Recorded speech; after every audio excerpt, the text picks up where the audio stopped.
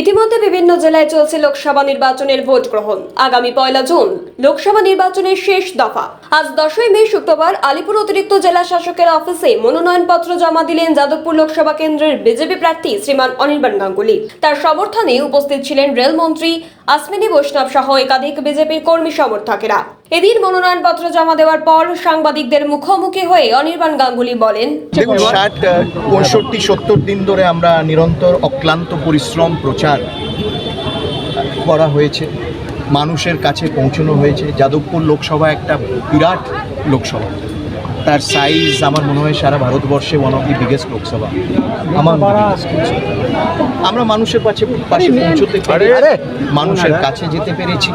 মানুষকে প্রধানমন্ত্রী, কেন এটা তার নির্বাচন, প্রধানমন্ত্রী নরেন্দ্র মোদীর নির্বাচন, তার আদর্শ, তার কর্মপদ্ধতি, তিনি যা অ্যাচিভ করেছেন গত 10 বছরে, মানুষের জন্য যা করেছেন, এই বার্তা নিয়ে আমরা পৌঁছেছি। মানুষ আমাদেরকে স্বাগত জানিয়েছে স্বতঃস্ফূর্তভাবে, এবং এখন হচ্ছে লাস্ট ল্যাব। আরও বেশি পরিশ্রম করতে হবে, আরও বেশি তাদের কাছে পৌঁছবে। কোনো সমস্যার সম্মুখীন হয়েছে না, দেখুন, আমরা এখানে টাইমলি পৌঁছে গেছি।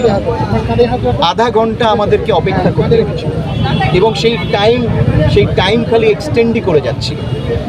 তার জন্যে তারপর আমি বলতে বাধ্য হলাম যে আমি তাহলে হেঁটে আসি, কেন এখানে একজন বিশিষ্ট ব্যক্তি প্রেস কনফারেন্স করছে।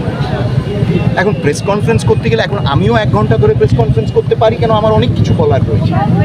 কিন্তু একটা সৌজন্য থাকে, একটা সিস্টেম থাকে, এবং ইলেকশন কমিশনের সামনে সবাই সব ক্যান্ডিডেট এক, এবং সেই জন্য আজকে ডিলে হওয়াতে কেন্দ্রীয় মন্ত্রীকেও ফেরত যেতে হলো, কেন ওনার অন্য কর্মসূচি ছিল, এবং আমি হেঁটে ঢুকলাম। কোনো অসুবিধা নেই, আমরা তো হেঁটে হেঁটে মানুষের কাছেই পৌঁছতে অভ্যস্ত। যাদবপুর লোকসভায় সায়নী ঘোষ দেখা যাবে, কিন্তু কতটা মার্জিন করবে এখন তারা, সেটাই কথাটা হচ্ছে যে যাদবপুর লোকসভায় সায়নী ঘোষ তৃণমূল কংগ্রেস থেকে জিতবে, কিন্তু কতটা মার্জিনে জিতবে ভালো, সেটা এখন তারা অঙ্ক করছে। ভালো, তারা অঙ্ক কষুক, মানে অঙ্ক তো, ইলেকশন তো একটা ভোটের অঙ্কও হয়। ভালো, আপনারা করছেন না। দেখুন, কথাটা হচ্ছে যে এই ধরনের ব্যবস্থা হওয়া উচিত না। আমি আমার লিগ্যাল টিমের সাথে কনসাল্ট করতে দেখি কালকে কী পদক্ষেপ নেওয়া। এই ধরনের ব্যবস্থা সবার জন্য সমান ব্যবস্থা থাকা উচিত। এখান থেকে কেউ বেরিয়ে তার মনে হলো সে প্রেস কনফারেন্স করবে, এখানে দাঁড়িয়ে সন্দেশখালি নিয়ে বানিয়ে দেবে, এবং অন্যান্য ক্যান্ডিডেটরা আটকে থাকবে, কেন্দ্রীয় মন্ত্রী আটকে থাকবে, এটা কোথাকার সিস্টেম, কোথাকার নিয়ম? সন্দেশখালি নিয়ে যেটা বলছে বারবার তৃণমূল, ফেক ভিডিও, বিজেপির দিকে অভিযোগের আঙুল উঠছে না, ফেক ভিডিও ওরা নিজেরা করেছে। তারা যাদেরকে তারা মানসিকভাবে চাপ সৃষ্টি করে, যাদেরকে ধমকে এই ধরনের বক্তব্য রাখতে বাধ্য করেছে, তারাই স্বীকার করছে। এবং এই ভিডিও পুরোপুরি দেখা যায় যে এটা doctored video, it is an edited video. এই ভিডিওটা compromised, it is a fake video. দেখুন, যাদের এভিডেন্স কি রয়েছে না, আমরা ইনভেস্টিগেশন চাইছি তো। এবং লিপ মুভমেন্ট দেখবেন, যারা ইন্টারভিউ দিয়েছে তারা নিজেরা বলছে তারা কত চাপের মধ্যে পড়ে বাধ্য হয়ে তাদের ইন্টারভিউ দিতে হয়েছে।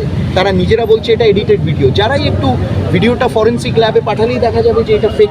রাজ্যপালের বিরুদ্ধে যে অভিযোগ, দেখুন, রাজ্যপালের বিরুদ্ধে রাজ্যপাল মহোদয় নিজে তার উত্তর দিয়েছেন। কিন্তু আমি যেটা বলছি যে আজকে আমরা বাংলার রাজনীতির স্তরটা কোথায় নিয়ে যাওয়া হচ্ছে, এতটাই নিম্ন স্তর।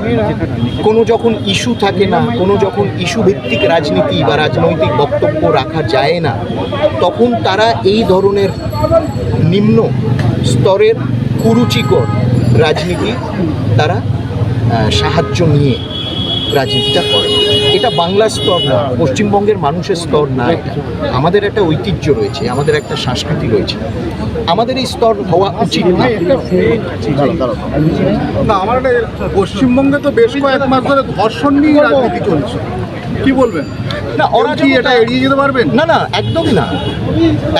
এবং মা বোনেরা এখানে সুরক্ষিত না। সন্দেশখালি মডেল, আজকে diamond Harbour model, Sandeshkhali model, এই মডেল তারা আবার যাদবপুরে আবার ডায়মন্ড হারবার মডেল করতে চায়। এই মডেল নিয়ে পশ্চিমবঙ্গের মানুষ, এই মডেল তারা বুঝতে পারছে না, সহ্য করতে পারছে না, কী ধরনের মডেল। এবং এই সন্দেশখালি মডেল আনাচে কানাচে রয়েছে পশ্চিমবঙ্গে। ব্যুরো রিপোর্ট, সোনারপুর বার্তা।